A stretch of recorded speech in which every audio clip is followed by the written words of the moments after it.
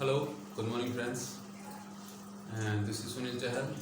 अब तक हम 3 चैप्टर्स कर चुके हैं और लास्ट चैप्टर था हमारे पास third chapter, permutations and combination. पहले दोनों चैप्टर्स के जो लास्ट ईयर के क्वेश्चंस थे वो अब तक डिस्कस हो चुके हैं। आज करेंगे थर्ड चैप्टर के क्वेश्चंस, यानी कि परम्यूटेशंस एंड कॉम्बिनेशंस, जो PGT mathematics male and female DSSP द्वारा जो कंडक्ट करवाए जाते हैं उनमें जितने भी क्वेश्चंस आए हुए थे इस टॉपिक से वो सब डिस्कस करेंगे। पीजीटी मेल वाले में तो एक क्वेश्चन था, बट पीजीटी फीमेल वाले में 9 क्वेश्चन थे परम्यूटेशन एंड कॉम्बिनेशन से। तो आप देख सकते हैं कितना इम्पोर्टेंट टॉपिक है। हो सकता है कि अगली बार रेशियो थोड़ा ऊपर नीचे हो जाए, तो चेंज होता रहता है प्रोपोर्शन, किसी बार 2 क्वेश्चन, किसी बार 4, तो 10 तक भी जब क्वेश्चन पहुंच रहे हैं तो मतलब टॉपिक काफ़ी इम्पोर्टेंट है। तो देखते हैं एक एक करके क्वेश्चंस को। फर्स्ट क्वेश्चन है आपके पास 2n + 1 Pn-1। फर्स्ट है 2n + 1 Pn-1 is to ratio 2n - 1 Pn। हाँ, ये किसके इक्वल दिया हुआ है? 3:5 की। आपको क्या बताना है? n की वैल्यू फाइंड आउट करनी है। फाइंड n, ठीक है। तो फॉर्मूला लगा दो। NPR का फॉर्मूला क्या है? n factorial divide by n minus r factorial. n की जगह क्या रखा? 2n + 1, यानी कि 2n + 1 factorial divide by 2n + 1 minus n - 1 करूँगा तो क्या आएगा? 2n - n करूँगा तो n, और 1 माइनस प्लस 1 2, यानी कि n + 2 फैक्टोरियल। रेशियो में क्या है? 2n - 1 Pn, जो नीचे आना था वो क्या आएगा? ऊपर, यानी कि 2n - 1 माइनस n करूँगा तो n - 1, यानी कि n - 1 फैक्टोरियल ऊपर आएगा, नीचे आएगा 2n - 1 फैक्टोरियल। ये किसके इक्वल दिया हुआ है? 3/5 के, या कह लो कि 3:5, ठीक है। इसको 3/5 लिखते हैं, इसे मल्टीप्लाई, ठीक है, क्योंकि उल्टा कर दिया ना। 2n + 1 2n - 1, इसे क्या लिख सकता हूँ? 2n + 1 into 2n into 2n - 1 factorial divide by n + 2 को n + 2 n + 1 n n - 1 factorial, into में क्या है? n - 1 factorial divide by 2n - 1 factorial is equals to 3/5। n - 1 factorial से ये कैंसिल, 2n - 1 फैक्टोरियल से ये कैंसिल, ठीक है। n से ये n कैंसिल, ठीक है। क्रॉस मल्टीप्लाई करो, 5 की इधर मल्टीप्लाई करूँगा तो 5 × 2 10 एंड 10 × 2 20n प्लस 5 × 2 10 20n + 10। इसको उस साइड लेके जाऊँ तो क्या आएगा? ये क्या है? n + 2 n + 1 टाइम्स 3 n + 2, ये क्या आएगा? n² + 3n + 2। इसकी मल्टीप्लाई किससे करनी है? 3 से। इसको उस साइड ले जाओ, ये क्या हो गया?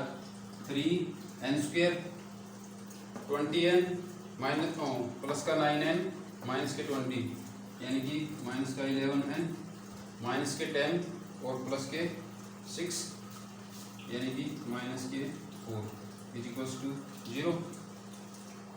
क्या फैक्टर बढ़ेंगे? यानी कि 3n - 12n + n - 4, ये लिख सकता हूँ उसे n², ठीक है। यहाँ से क्या करूँ?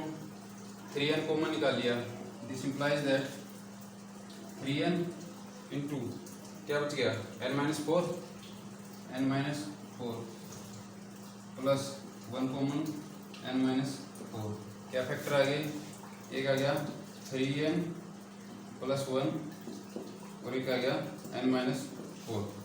ठीक है, यहाँ से अगर इसको इक्वल टू 0 पुट करूंगा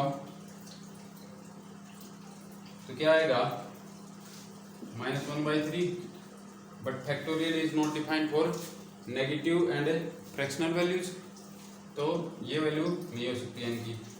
इसको इक्वल टू 0 पुट करूंगा तो क्या आएगा n = 4। यही आपका क्या है आंसर। ठीक है, आपको क्या दिया हुआ था 2n + 1 p n-1 is to ratio 2n-1 p n is equals to 3:5। आपने क्या निकालना था n की वैल्यू क्या आ गई 4। ठीक है, इसमें मैंने ऑप्शन नहीं लिखे हुए हैं, मैंने सीधा आपको बस कैलकुलेट करके दिखा दिया है कि कैसे आएगा। नेक्स्ट आपके पास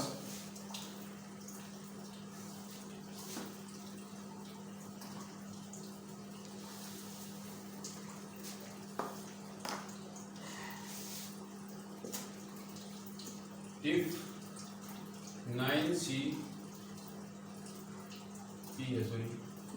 9p5 प्लस 5 टाइम्स 9p4 किसके इक्वल दिया हुआ है 10p r के। ठीक है, देन आपको r की वैल्यू फाइंड आउट करनी कि r क्या होगा। ये क्या होगा 9p5 यानी कि 9 factorial divide by 9 - 5 4 factorial plus 5 time 9 factorial divide by 5 factorial 9 - 4 5। 5 को ऐसे लिख सकता हूँ 5 × 4 फैक्टोरियल, 5 से 5 कैंसिल, ये भी 9 फैक्टोरियल डिवाइड बाई 4 फैक्टोरियल, ये भी 9 factorial divide by 4 factorial equal to क्या दिया हुआ है 10p r। क्या कर सकता हूँ 2 times 9 factorial divide by 4 factorial, ये हो गया। इस साइड ओपन करो 10 factorial divide by 10 - r factorial. ठीक है, इसको क्या लिख दूँ 10 × 9 फैक्टोरियल, 9 से 9 कैंसिल, 2 से 5, इसको उस साइड ले जाओ, इसको इस साइड, यहाँ पर क्या आ गया 10 - r factorial is equals to, यहाँ पर क्या था 5 × 4 फैक्टोरियल, 5 × 4 फैक्टोरियल इसके इक्वल होगा 5 फैक्टोरियल। ठीक है, यहाँ से क्या आ गया आपके पास 10 - r factorial is equal to 5 factorial. This implies that 10 - r is equals to 5, यानी कि r इज इक्वल्स टू क्या आ गया 5। ये आपका क्या हो गया आंसर। तो r की वैल्यू क्या आ गई 5। नेक्स्ट आपके पास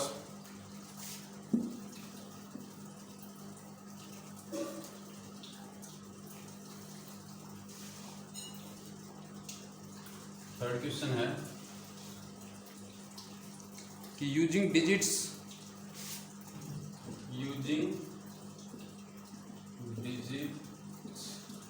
ऑफ 1 2 3 4 5 एंड 6, ये आपको 6 नंबर्स दिए हुए हैं, इनका इस्तेमाल करके आपको क्या करना है how many numbers between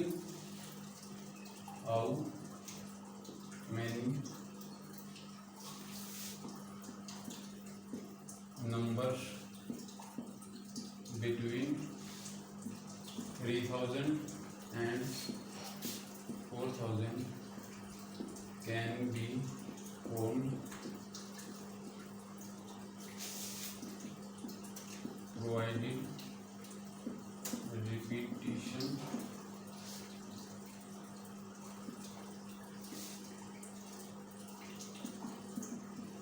of digits is not allowed।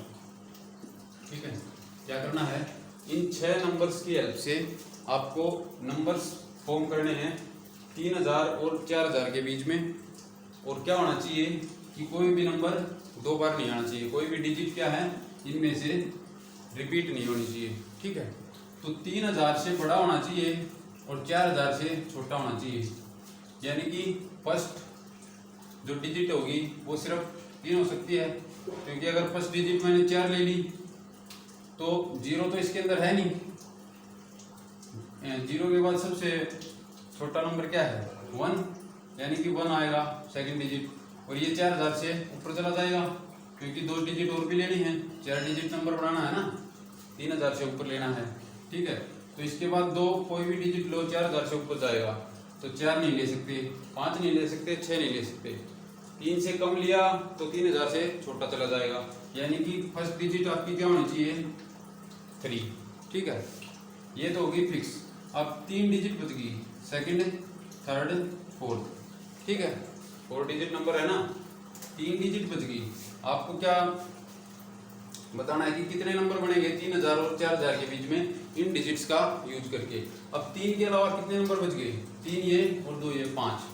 तो सेकंड पोजीशन पे इन पांचों में से कोई भी आ सकता है, तो सेकंड पोजीशन को भरने के लिए कितनी चॉइस है 5।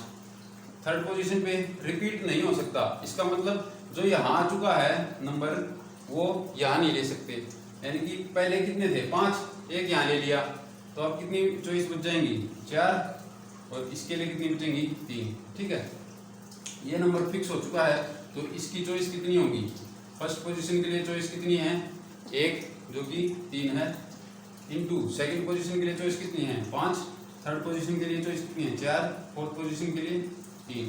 तो टोटल नंबर कितने बन सकते हैं 3000 से बड़े और 4000 से छोटे इन डिजिट्स का इस्तेमाल करके। और डिजिट क्या नहीं होनी चाहिए, रिपीट नहीं होनी चाहिए, तो वो कितने बनेंगे is equals to 5 into 4 20 into 3 60। तो टोटल आपके पास कितने नंबर बनेंगे 60 नंबर्स ऐसे बन सकते हैं जो 3000 से बड़े हों, 4000 से छोटे हों और इन डिजिट्स के यूज करके बड़े हों, और कोई भी डिजिट रिपीट नहीं हो रही हो। ठीक है,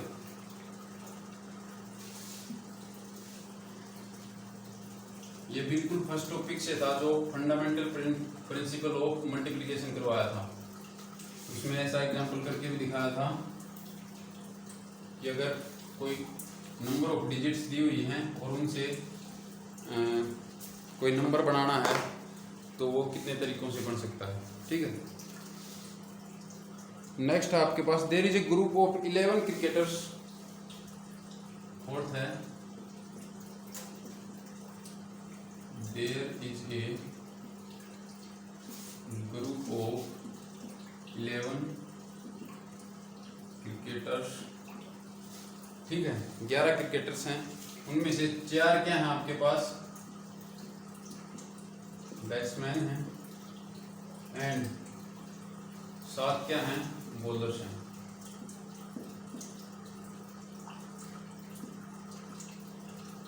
ठीक है, 11 क्रिकेटर्स हैं, उनमें से 4 क्या हैं बैट्समैन हैं और 7 क्या हैं बॉलर्स हैं। तो इन 11 क्रिकेटर्स में से आपको ग्रुप बनाने हैं 5-5 क्रिकेटर्स के। ठीक है, तो कितने डिफरेंट ग्रुप्स बन सकते हैं पॉसिबल, सच दैट कि कम से कम एक बैट्समैन होना चाहिए और एक ग्रुप में, और कम से कम एक बॉलर भी होना चाहिए। ठीक है, तो टोटल नंबर ऑफ आपको क्या बताने हैं different, how many ways can a group of 5 cricketers be selected if the group has at least 1 batsman and bowler. ठीक है, इन हाउ मेनी वेज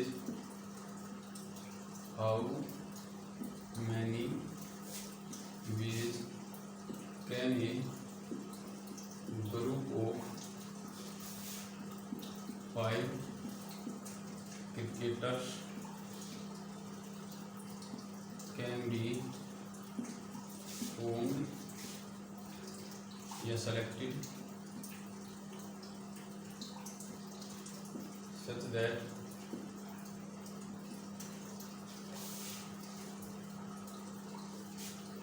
क्या वो the group has at least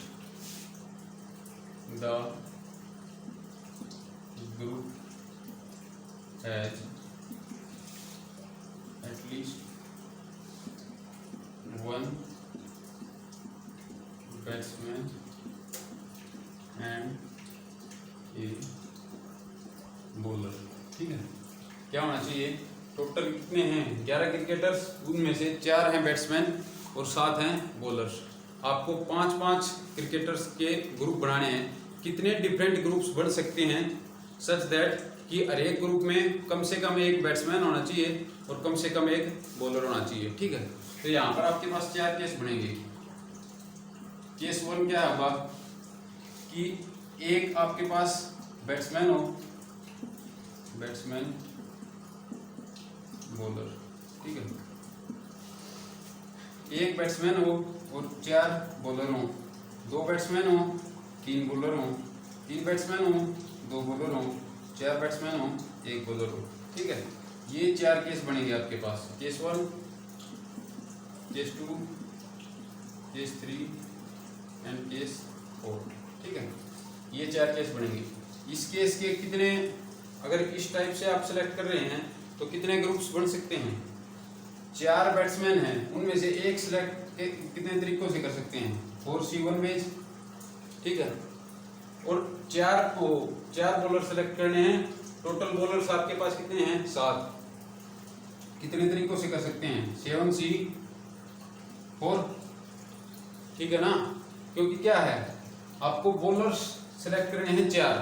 कोई position का मैटर नहीं है कि first position पे कौन सा बॉलर सेलेक्ट किया है, सेकंड पे कौन सा किया है।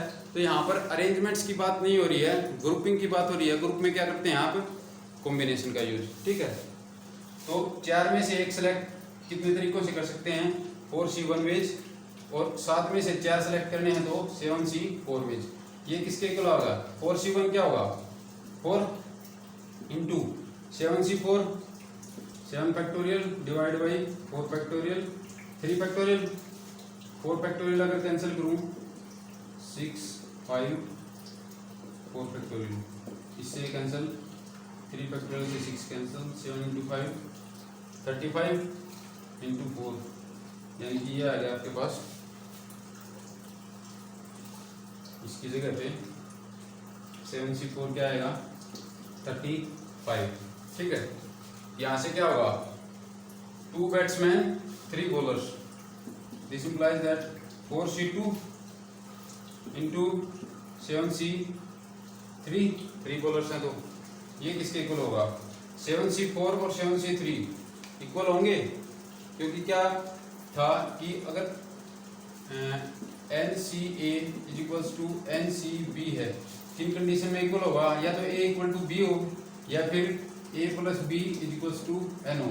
यहाँ पर 4 + 3 क्या करूँगा, अगर ऐड करूँ दोनों को तो क्या आएगा 7, N के इक्वल है।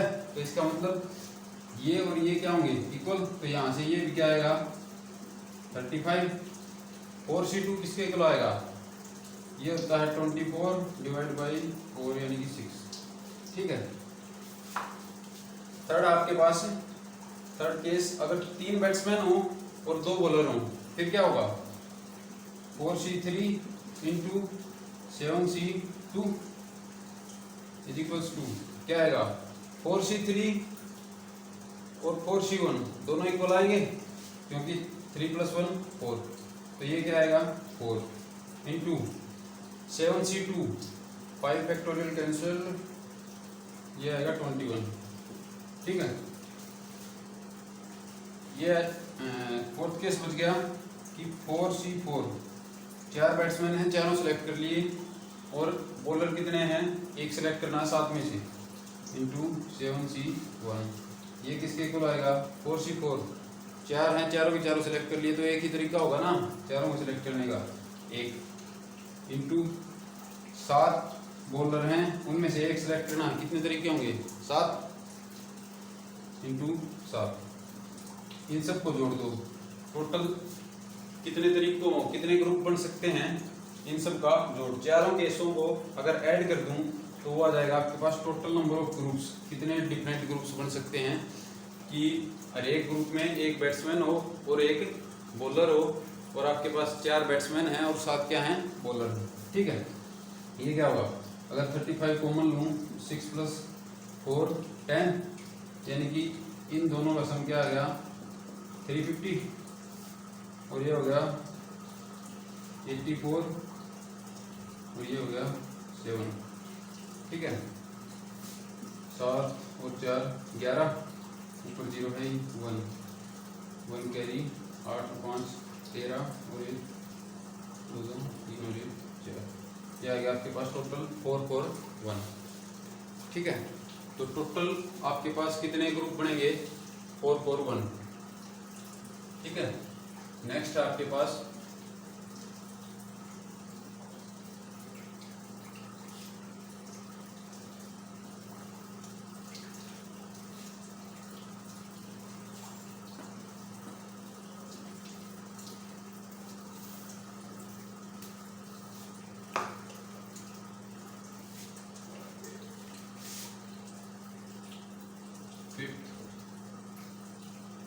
NPR इज इक्वल्स टू आपको दिया हुआ है 336 और NCR आपको दिया हुआ है 56।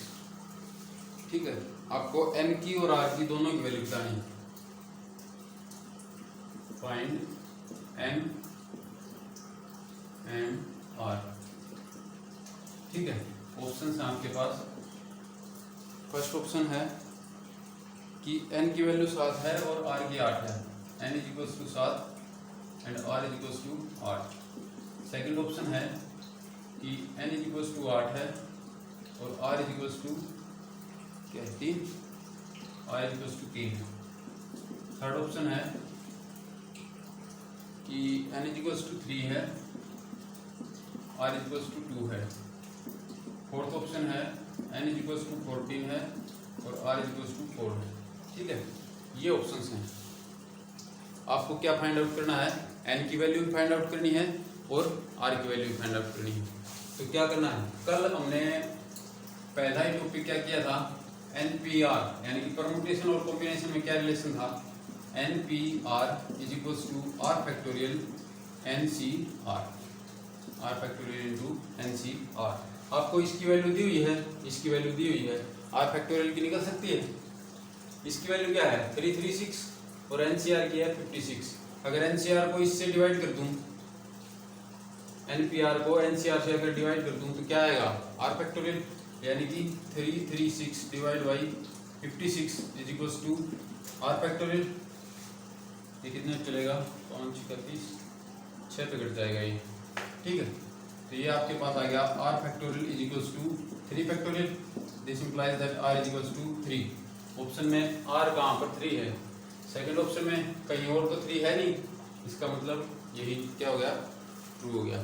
ठीक है, अगर आप N की वैल्यू अलग से भी निकालना चाहें तो भी निकाल सकते हैं। वैसे ऑप्शन को देखें तो N की वैल्यू फर्स्ट में क्या है? 7, सेकंड में R की वैल्यू 8 हो, R की वैल्यू है 8 और N की वैल्यू है 7। R की वैल्यू कभी भी N से ज़्यादा नहीं होगी, तो ये ऑप्शन वैसे ही कैंसिल हो गया। 14 4 यहाँ पर डिफरेंस बहुत ज़्यादा है। अगर इसमें पुट करके देखें तो बड़े वाले को सबसे लास्ट में देखना है, पहले छोटे को देखो। 3 और 2, अगर n की वैल्यू 3 पुट करूं और r की वैल्यू 2 पुट करूं तो ये क्या होगा? 3c2। 3c2 आपके पास क्या होता है? 3 के इक्वल होता है। यहाँ क्या है? 56। इसका मतलब आपके पास ये क्या होगा? ये ऑप्शन कैंसिल, यानी कि थर्ड ऑप्शन भी कैंसिल। ठीक है, ये करोगे तो बहुत बड़ा आएगा। क्या आएगा? 14c4 is equals to 14 factorial divide by 4 factorial into 10 factorial. ठीक है, अगर इसको ये लिखूं 13 12 11 10 फैक्टोरियल। ठीक है, 10 से 10 कैंसिल, 4 फैक्टोरियल से 12 और ये आएगा 7। ठीक है, ये 13 इंटू 11 इंटू 7, ये आपका 56 से बहुत ज़्यादा आएगा। इसका मतलब क्या होगा? ये ऑप्शन भी कैंसिल। उस तरीके से भी आप क्या देख सकते हैं कि ये आ जाएगा आपका सेकंड ऑप्शन। ठीक है, तो जिस तरीके से जल्दी आपका आंसर आता हो वही तरीका इस्तेमाल करना है, क्योंकि टाइम इज वेरी इंपॉर्टेंट। आपको भले ही सारा पेपर आता हो, लेकिन अगर आप स्पीड से नहीं कर सकते तो आप क्वालिफाई नहीं कर सकते।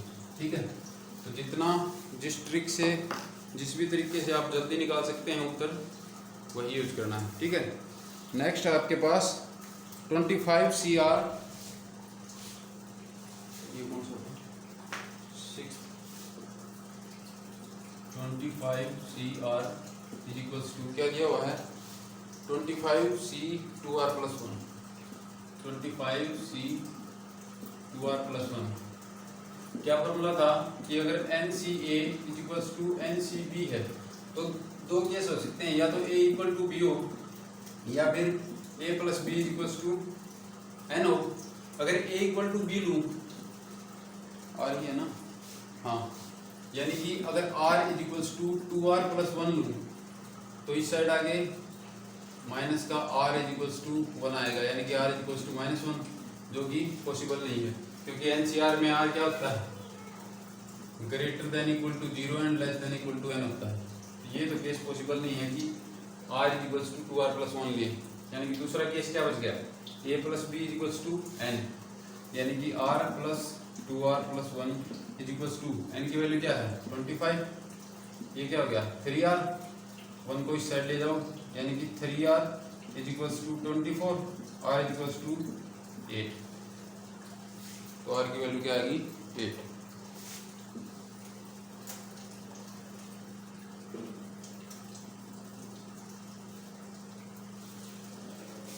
नेक्स्ट आपके पास question number 7, in how many of the distinct permutation of the letters in juxtaposed to the 4 vowels comes together, in how many of the distinct permutations, in how many of the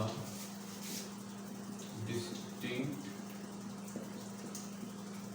permutations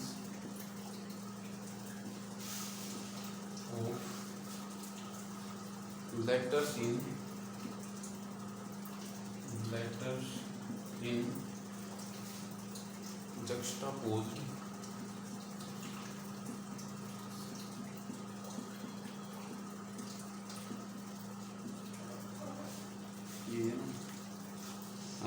do the 4 vowels come together, do the 4 vowels come together, ठीक है। तो जब permutation वाला part किया तो उसमें एक formula लिखवाया था कि इफ क्या total number of permutations of n different things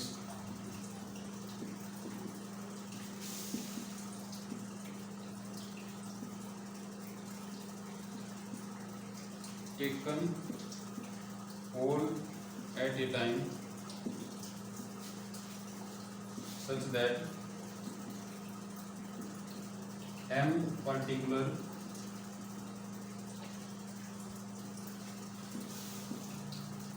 things always come together if क्या होता है m factorial into n - m + 1 factorial, ठीक है। फॉर एग्जांपल अगर आपके पास मान लो 4 नंबर्स हैं,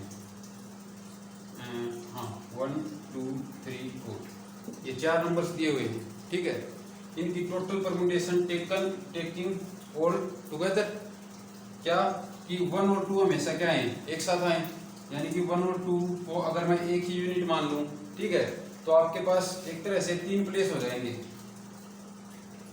first place, second place, third place, ठीक है। और ये क्या मान लिया मैंने 1 2 को एक यूनिट मान लिया, क्योंकि क्या आ रहे हैं 1 और 2 एक साथ आ रहे हैं हमेशा, ठीक है। तो आपके पास 3 पोजीशन हो जाएंगी, क्योंकि ये क्या करेगा एक यूनिट का काम करेगा, तो 3 ही नंबर बन गए ना फिर, तो एक ये 3 नंबर हैं, 3 पोजीशन हैं, ठीक है। कितने तरीकों से अरेंज कर सकते हैं 3 फैक्टोरियल, ठीक है। और ये कैसे आया, टोटल क्या थे 4 माइनस क्या किया 2 को एक साथ लेना था और प्लस 1, कितना आया 3, वही तो क्या है 3 फैक्टोरियल जो ये था। और फर्दर 1 2 है तो क्या होगा, मान लो ये नंबर ले लिया 1 2 3, ठीक है, ये दोनों एक साथ आ गए 2 1 3 4। अब भी तो ये दोनों एक साथ हैं, यानी कि फर्स्ट पोजीशन पर ही हैं 1 2, ठीक है। लेकिन आपस में अगर ये पोजीशन चेंज कर लें तो दो अलग अलग क्या होंगी, परम्यूटेशन होगी ना, दो अलग अलग अरेंजमेंट होगी, ठीक है। एक बार ये होगी और एक बार ये होगी, ठीक है। और 1 2 क्या है आपका, जो इसे एक यूनिट माना है, ये है तो फर्स्ट पोजीशन पे ही, लेकिन एक बार 1 2 देख रहे हैं इसे और एक बार 2 1 देख रहे हैं तो दोनों एक साथ, इसका मतलब दो डिफरेंट परम्यूटेशन होगी, ठीक है। तो उसके लिए क्या होगा कि इतनी परम्यूटेशन तो क्या होंगी इन पोजीशन की वजह से, क्योंकि इसको एक यूनिट मान लिया, 3 पोजीशन बच गई, 3 फैक्टोरियल आपके पास क्या होंगी परम्यूटेशन, ठीक है। अब इसकी वजह से 2 को एक साथ लिया है तो 2 फैक्टोरियल अरेंजमेंट अलग से आएंगे आपके पास, ठीक है। और एक पोजीशन पे, जिस भी पोजीशन पे ये जाएगा तो वहां से क्या होंगे 2 फैक्टोरियल आपके पास अरेंजमेंट बढ़ेंगी, ठीक है। तो यहाँ से इसका मतलब इससे मल्टीप्लाई करना पड़ेगा, यानी कि यहाँ पर कितनी टोटल वो बनेगी परम्यूटेशन 2 फैक्टोरियल इंटू 3 फैक्टोरियल, ठीक है। वही ये है, अगर m चीजें एक साथ आ रही हैं तो उनको आपस में अरेंज करने के लिए कितनी वो बनेंगी अरेंजमेंट, m फैक्टोरियल। यहाँ पर 2 थी तो 2 फैक्टोरियल अरेंजमेंट आ रही थी, एक ही पोजीशन के लिए 2 अलग अलग अरेंजमेंट थी ना, 2 फैक्टोरियल 2 के इक्वल होता है, ठीक है। अगर 3 होते तो 3 फैक्टोरियल अरेंजमेंट आती, ठीक है। तो अगर m चीजें एक साथ हैं तो कितनी अरेंजमेंट आएंगी m फैक्टोरियल, ठीक है। और पोजीशन कितनी हो जाएंगी n माइनस m प्लस 1, तो उतनी पोजीशन के लिए उतने फैक्टोरियल अरेंजमेंट वो अलग से आएंगी, ठीक है। तो यहाँ पर क्या होगा, दोनों की मल्टीप्लाई, टोटल अरेंजमेंट अगर आपसे पूछ रहा है कि m चीजें एक साथ आ रही हैं हमेशा तो कितनी होंगी m factorial into n minus m plus 1 factorial. अब हमारे पास क्वेश्चन क्या है कि इसके अंदर 4 वोल हैं, जो ये लेटर दिया हुआ है जक्स्टापोज्ड वर्ड, इसके अंदर क्या है 4 वोल्स हैं और वो वोल चारों के चारों एक साथ आने चाहिए। ऐसी कितनी अरेंजमेंट बनेगी जिसके अंदर वो चारों के चारों वोल्स यानी कि U A O and E ये क्या आने चाहिए, चारों के चारों एक साथ आने चाहिए। सारे एलिमेंट डिफरेंट हैं, ये अलग है, ये अलग है, ये अलग है, ये अलग है, ये अलग, सारे के सारे अलग हैं। तो n डिफरेंट थिंग्स हैं, कितनी हैं 1 2 3 4 5 6 7 8 9 10, 10 हैं, 11 हैं, 4 4 8 2 10, क्या छोड़ दिया 4 4 2 10 ही हैं, ठीक है। जिसमें से 4 क्या हैं वोल, 10 पोजीशन है, 4 वोल हैं और क्या हो गए 6 कॉन्सोनेंट हो गए, ठीक है। और ये चारों के चारों वोल क्या आने चाहिए एक साथ, यानी कि 4 फैक्टोरियल इनटू क्या होगा, टोटल कितने हैं 10 माइनस 4 एक साथ आ रहे हैं प्लस 1, कितना हो गया 10 माइनस 4 6 प्लस 1 7, तो ये होगा आपके पास 4 फैक्टोरियल इंटू 7 फैक्टोरियल, ये आपका क्या आएगा सॉल्यूशन, ठीक है। अगर इनकी मल्टीप्लाई तो क्या करेंगे तो क्या आएगा 4 फैक्टोरियल 24 आएगा और 7 फैक्टोरियल आपके पास आएगा 5030, वो किसके इक्वल होगा 0 24 72 और 24 120, हाँ ये आएगा, ठीक है।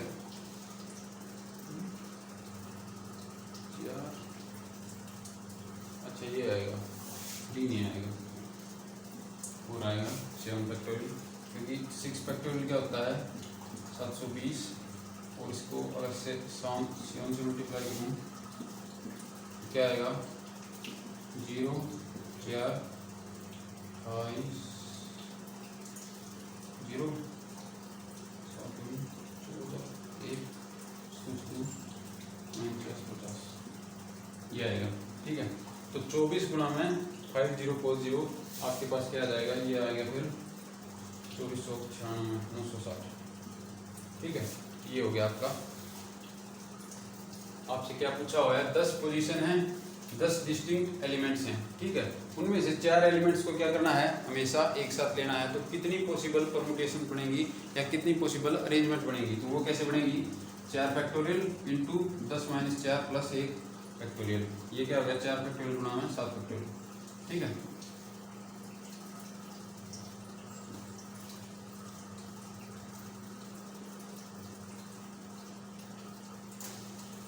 नेक्स्ट है आपके पास, find the number of diagonals of a polygon whose number of sides is n.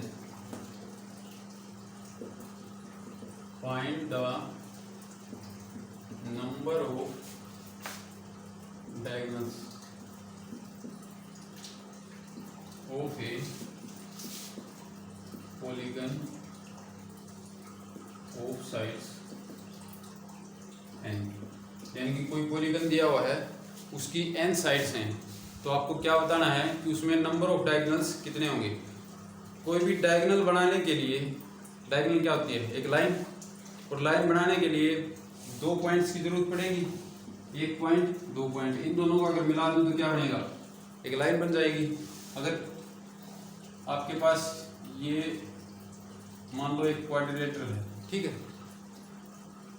तो इन 2 पॉइंट को मिलाऊंगा तो एक लाइन बन रही है, इन 2 को मिलाऊंगा तो फिर एक लाइन बन रही है, इन 2 को मिलाऊंगा तो फिर एक लाइन बन रही है, और इन 2 को मिलाऊंगा तो फिर एक लाइन बन रही है, ठीक है। इन 2 को मिलाऊंगा तो यहाँ भी एक लाइन बनेगी, और इन 2 को मिलाऊंगा तो यहाँ भी एक लाइन बनेगी, ठीक है। अब क्या है, अगर n साइड्स हैं किसी पॉलीगन में, तो कॉर्नर्स भी कितने होंगे, n ही होंगे। जितनी साइड होती हैं किसी पॉलीगन में उतने ही कॉर्नर बनेंगे, ठीक है। तो नहीं, यानी कि वो पॉइंट हो गए, तो इन पॉइंट्स को मिलाने से ही आपको क्या मिलेंगे, डायगोनल, ठीक है। लेकिन कुछ पॉइंट्स को मिलाने से आपको क्या मिलेंगी, साइड्स भी मिलेंगी, उनको क्या कर देंगे, सब्ट्रैक्ट। तो टोटल आपके पास क्या है, कॉम्बिनेशन से इसका फॉर्मूला बनेगा कि टोटल n आपके पास क्या है, कॉर्नर्स होंगे या पॉइंट कह लो, n साइड है तो n कॉर्नर होंगे, ठीक है। उनमें से किन्हीं भी 2 पॉइंट्स को अगर मैं सेलेक्ट कर लूँ तो उन दोनों को मिलाने से क्या बनती है, एक लाइन बनेगी। वो डायगोनल भी हो सकता है या फिर साइड होगा इनमें से ही कुछ, ठीक है। तो टोटल कॉम्बिनेशंस कितने बनेंगे, n अगर आपके पास कॉर्नर्स हैं या पॉइंट्स हैं, उनमें से अगर 2-2 के पेयर बनाऊं तो कितने पेयर बनेंगे। कॉम्बिनेशन क्या होता है, यही तो होता है कि अगर आपके पास n थिंग्स दी हुई हैं, n डिफरेंट थिंग्स, और उनमें से किन्हीं r थिंग्स को आपको एक बार में सिलेक्ट करना है तो कितने ग्रुप्स बनेंगे, ठीक है। आपको अब क्या करना है, डायगोनल बनाने के लिए आपको क्या चाहिए, 2 पॉइंट्स चाहिए, ठीक है। तो क्या होगा, NC2, ठीक है, NC2। लेकिन इसमें क्या आएंगे, वो साइड्स भी आ जाएंगी। ये था क्वाड्रिलेटरल, ये क्या है इसके पास 4 पॉइंट्स, ठीक है। तो 4C2 अगर ये 2 पॉइंट्स का मैं पेयर लूं तो इन 2 से तो डायगोनल तो नहीं बन रहा, साइड बनी रही है ना। इन 2 पॉइंट्स का पेयर लूं तो इनसे भी साइड बनेगी, इन 2 का पेयर लूं तो इनसे भी साइड बनेगी, और इन 2 से भी साइड बनेगी। डायगोनल किससे बनेगा, इससे और इससे, एंड इससे और इससे, ठीक है। तो ये 4C2 तो क्या कर रहा है, इन पूरे 4 पॉइंट्स को 2-2 के पेयर में डिवाइड कर रहा है कि कितने टोटल पेयर बनेंगे, ये क्या बताएगा, 4C2 बताएगा कितने पेयर बनेंगे, ठीक है। माइनस में क्या करना पड़ेगा, अब n साइड्स हैं, ठीक है। तो अगर उन n साइड्स को घटा दूं तो बाकी सारे तो डायगोनल्स ही बचेंगे ना। टोटल आपके पास 4C2 पेयर हैं पॉइंट्स के, ठीक है। तो उन पॉइंट से कुछ साइड्स भी बन रही हैं, और आपको दिया हुआ है कि पॉलीगन में कितनी साइड हैं, n। तो अगर वो साइड घटा दूं इसमें से तो आपके पास क्या बच जाएंगे, बाकी सारे क्या होंगे, डायगोनल्स, ठीक है। तो डायगोनल होंगे तो डायगोनल के लिए क्या फॉर्मूला बन जाएगा, अब अगर आपके पास पॉलीगन में n साइड्स हैं तो और आपसे नंबर ऑफ डायगोनल्स पूछ ले तो कैसे निकालोगे, NC2 माइनस n। NC2 क्या होगा, n factorial divide by 2 factorial into n minus 2 factorial minus n, ठीक है। इसको क्या लिख सकता हूँ, n minus 1 n minus 2 factorial. इससे ये काट दूँ, यहाँ क्या बच गया, n into n minus 1 divide by 2 factorial minus n। ये किसके इक्वल होगा, N square minus N divide by 2 factorial क्या होता है 2 माइनस एन, एलसीएम लो, किसके इक्वल आएगा, ऊपर क्या हो जाएगा N square minus N minus 2n divide by 2, ये आएगा। ठीक है, यहाँ से क्या आ गया एन स्क्वायर माइनस का एन माइनस का 2n माइनस का 3n, this implies that n square minus 3n divide by 2, n अगर कॉमन लूँ तो क्या आएगा n into n minus 3 divide by 2। ये फार्मूला आपने पढ़ा भी होगा, कोई एसएससी की तैयारी करता हो तो उसमें भी आते हैं ऐसे क्वेश्चन, तो उसमें उन्होंने सीधा ये फार्मूला पढ़ा होगा, लेकिन कहाँ से आया है ये नहीं पढ़ा होगा। ठीक है, तो ये कैसे आता है कि अगर आपसे पूछा होगा कि find the number of diagonals of a polygon if it has n sides, तो कैसे आएगा nc2 माइनस n से। ठीक है, और ये क्या आएगा आपके पास n इंटू एन माइनस 3/2। आप सीधा फॉर्मूला भी याद रख सकते हैं कि अगर किसी पॉलीगन के पास n साइड्स हैं तो उसके पास डायगोनल कितने होंगे n into n minus 3 divide by 2। ठीक है, अब आपके पास सिर्फ एक क्वेश्चन बचता है और वो है काफी इंपॉर्टेंट क्वेश्चन है, ये ट्रिकी है थोड़ा, सीधा रूल नहीं लगेगा इसमें। If no two minus signs are to be repeated, 9th question आपके पास, if no two minus signs are to be repeated. ठीक है, कोई भी दो माइनस साइंस को आपको क्या नहीं करना, रिपीट नहीं करना है, और क्या करना है, इन how many ways A line can be made, in how many ways A line can be made from made from 6 plus science and 4 minus science.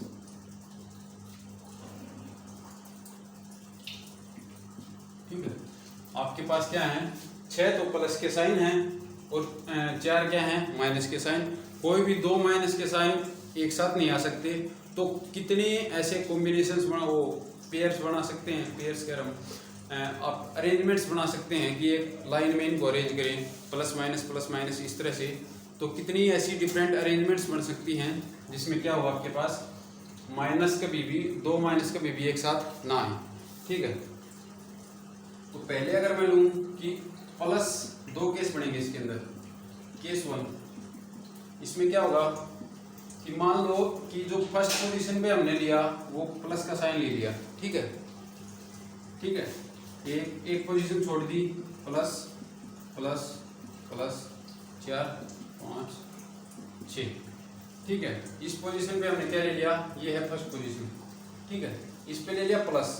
अब माइनस को आने के लिए कितनी पोजीशन बचेंगी, एक ये पोजीशन, 2 3 4 5, लास्ट में भी तो आ सकता है 6। तो आपके पास माइनस को भरने के लिए कितनी पोजीशन है, अब 6 पोजीशन है, और माइनस के साइन कितने हैं 4। ठीक है ना, तो कितने पेयर बनेंगे, मतलब कितनी अरेंजमेंट बन सकती हैं इस तरह से, क्योंकि एक छोड़ के एक पोजीशन पे हमने क्या रख दिया है, प्लस रख दिया है। ठीक है, तो माइनस अगर इनमें से किसी भी पोजीशन पे रखूंगा तो दो माइनस कभी भी एक साथ नहीं आएंगे। ठीक है, और ये हमें करना है कि दो माइनस कभी भी एक साथ नहीं आने चाहिए। ठीक है, अब आपके पास पोजीशन कितनी है माइनस को रखने के लिए, 6 पोजीशन है, और आपके पास साइन कितने हैं 4 हैं। तो इन 4 पोजीशन को भरने के लिए, 6 पोजीशन को भरने के लिए 4 साइन है आपके पास, तो इनको कितने तरीकों से भर सकते हैं हम, तो वो आपके पास होगा 6c4। ठीक है, यहाँ पर क्योंकि सभी के सभी क्या हैं, आइडेंटिकल हैं, माइनस साइन, ये माइनस साइन, 4 माइनस साइन दिए हुए हैं आपको। ये तो नहीं है ना कि ये इसका कुछ और नाम लिखा हुआ हमने, इसका कुछ और, इसका कुछ और, इसका कुछ और, फिर तो क्या होगा, अरेंजमेंट्स की बात हो रही है। लेकिन अगर ये सब के सब एक जैसे हैं तो वो अरेंजमेंट किस में चेंज हो जाएंगी, कॉम्बिनेशन में, ठीक है ना। क्योंकि यहाँ पर एक माइनस रखना है, ये तो नहीं है ना कि वो पहले वाला माइनस है या दूसरे नंबर वाला माइनस है या तीसरे नंबर वाला माइनस है, उनकी कोई पोजीशन नहीं है, वो चारों के चारों क्या हैं, कैसे हैं, एक जैसे। मैं इस माइनस को यहाँ रख दूँ या इसको यहाँ रख दूँ या इसको यहाँ रख दूँ, किसी को रख दूँ, बात सेम ही रहेगी, वो सिर्फ एक माइनस साइन के तौर पर देखा जाएगा, ठीक है। तो यहाँ से आपके पास क्या होगा, वैसे तो अरेंजमेंट की बात हो रही है, परमुटेशन आना चाहिए, लेकिन क्या है, चारों की चारों आइडेंटिकल चीजें हैं, तो इसका मतलब क्या होगा, ग्रुपिंग कर लो या परमुटेशन कर लो, क्योंकि चारों के चारों अगर सेम हैं तो वही बात होगी, ठीक है। तो इसे कितनी अरेंजमेंट बचेंगे यहाँ पर, 6C4, ठीक है। या फिर अगर इसे परमुटेशन वाले उससे मेथड से करोगे, क्योंकि बात अरेंजमेंट्स की हो रही है, तो क्या होगा 6C4 6P4, लेकिन चारों के चारों चीजें अगर आइडेंटिकल हैं, ठीक है, उसमें क्या था ना परमुटेशन में, अगर n डिफरेंट थिंग्स हैं taken all at A time, तो कितनी परमुटेशन बनेगी, अगर p चीजें एक जैसी हों, q चीजें एक जैसी हों और r चीजें एक जैसी हों, क्या करना पड़ता है, n factorial divide by p factorial, q factorial, r factorial. यहाँ पर टोटल अरेंजमेंट्स कितनी है हमारे पास, 6p4, ठीक है। और चार चीजें ऐसी हैं जो कैसी हैं, एक जैसी हैं, इसको मैं 4 फैक्टोरियल से डिवाइड करना पड़ेगा फिर, तो टोटल अरेंजमेंट्स उतनी आएंगी। लेकिन 6p4 को अगर मैं 4 फैक्टोरियल से डिवाइड कर दूं तो वो किसके इक्वल होगा, 6c4 के इक्वल होगा। तो ये करने की बजाय आप सीधा ये लिख सकते हैं कि यहाँ पर ये अगर प्लस से शुरू करूँ तो आपके पास 6 नेगेटिव साइन को रखने के लिए 6 पोजीशन होंगी और आपके पास 4 साइन हैं, तो कितनी टोटल अरेंजमेंट्स बनेंगे आपके पास, 6c4। सेकंड केस क्या होगा, सेकंड केस में क्या होगा, अगर माइनस से शुरू करूँ तो माइनस के बाद माइनस तो ले नहीं सकता, यानी कि प्लस जरूरी होगा लेना, यानी कि अब की बार ये दो पोजीशन तो आपके पास फिक्स होगी, ठीक है। अब यहाँ पर प्लस लिख दिया, प्लस प्लस 4 हो गए, 5 6, ठीक है। अब एक तो ये पोजीशन बच गई माइनस के लिए, एक ये बच गई, एक ये बच गई, एक ये, एक ये, एक ये, कितनी पोजीशन बच गई, 1 2 3 4 5 6 पोजीशन अब भी 6 बची हुई हैं, लेकिन एक माइनस ऑलरेडी यहाँ आ चुका है, ठीक है। तो अब आप क्या कर सकते हैं, इन 6 पोजीशन को भरने के लिए आपके पास सिर्फ कितने माइनस साइन हैं, 3 माइनस साइन हैं। इनको कितने तरीकों से भर सकते हैं आप, 6C3, ठीक है ना। तो फर्स्ट केस से आपके पास कितनी अरेंजमेंट आएंगी, 6C4, और सेकंड केस से आपके पास कितनी अरेंजमेंट आएंगी, 6C3। और दोनों केसों को, दोनों में से कोई सा न कोई सा केस तो होगा ना, आइदर वाला, तो आइदर वाला केस हो, और जब दोनों में से कोई एक इवेंट हो, यानी कि या तो ये होगा केस या ये होगा, तो दोनों में से कोई एक ऑपरेशन तो होगा ही ना।